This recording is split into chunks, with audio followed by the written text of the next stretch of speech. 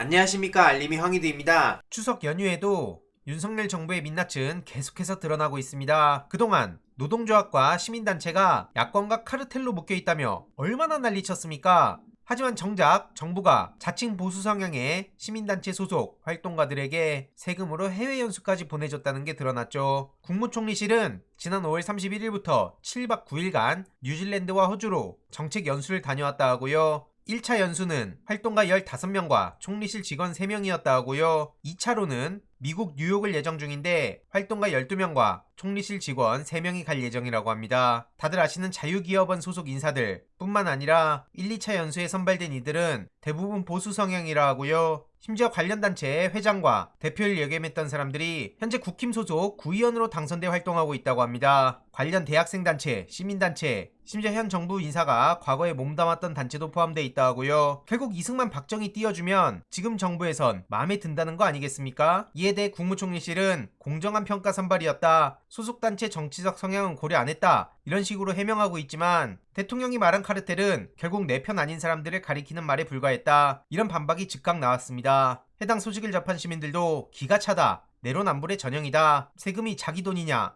이런 비판이 실시간으로 이어지고 있고요. 네이버 댓글에서조차 윤석열 처가 문제뿐만 아니라 지금 하는 짓 보면 절대 용납할 수 없다, 하루라도 빨리 끌어내리는 것밖에 답이 없다, 이런 반응들이 이어지고 있죠. 이런 와중에도 정신 못 차린 윤석열 대통령과 대통령실, 신호만 주면 용산에서 바로 40명이 총선 출사표를 던진다, 이런 얘기가 나오고 있는데요. 추석이 지나면 어떤 시그널이 있을 것 같다는 핵심 관계자의 얘기도 나왔습니다. 물론 싸늘한 반응이 대부분인데요. 지금 여론이 어떠한지 신경도 안 쓰고 있는 것 같습니다. 말 그대로 자기들의 세상에 갇혀 있는 것 같은데요. 지금 강서구청장 문제도 당장 코앞으로 다가왔습니다. 전부 다 국민의힘 김기현 대표 책임으로 갈 텐데 이런 와중에 정신 못 차린 김태호 씨는 40억은 자기가 1000억 넘게 벌어들이기 위한 수수료 정도로 애교 있게 봐달라, 이런 헛소리를 하고 있습니다. 이런 상황에 김기현 대표는 윤석열이 오죽 신임했으면 특별사면에 복권까지 해줬겠냐, 이런 식으로 쓱 대통령에게 책임 떠넘기게 하는 겁니까? 아무튼 한 기사의 채팅이 5000개가량 달렸고요. 대부분은 윤석열 대통령, 김기현 씨, 그리고 김태호 씨를 향한 비판의 목소리입니다. 당연한 반응이라 생각하고요. 오죽하면 야당에선 전두환도 이렇게는 안 한다, 민주당 지도부도 총출동해서 이렇게 비판하고 나섰습니다. 후한무치란 거고요. 이뿐만 아니라 지금 청문회 문제도 한둘이 아니죠. 신원식 장관 후보는 지금 장관이 될 게 아니라 책임을 져야 될 사람으로 보이고요. 최근 김병주 의원이 제보를 받았다며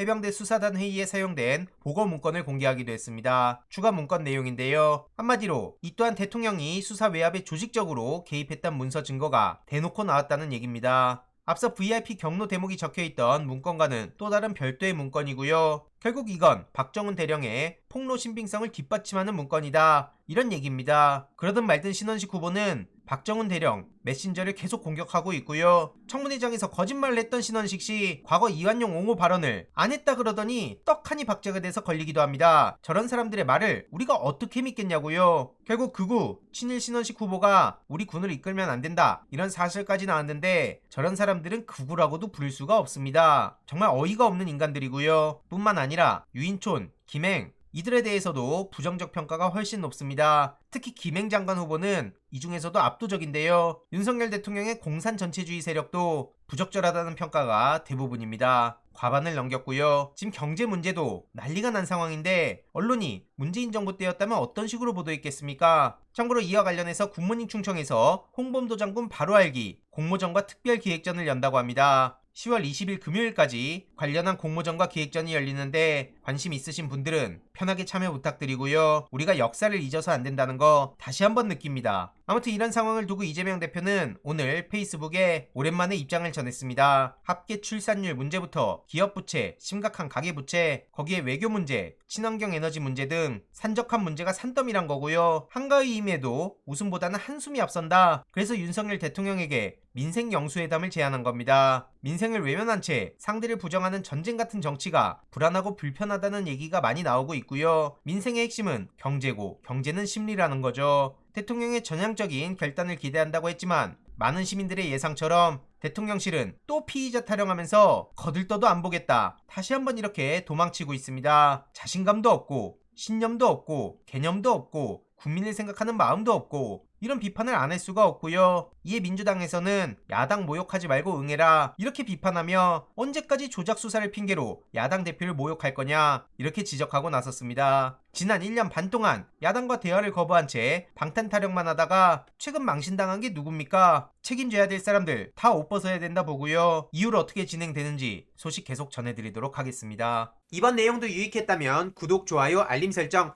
멤버십 가입 정말 큰 힘이 된다는 점 말씀드리고 싶습니다. 주위에 널리 공유 부탁드립니다.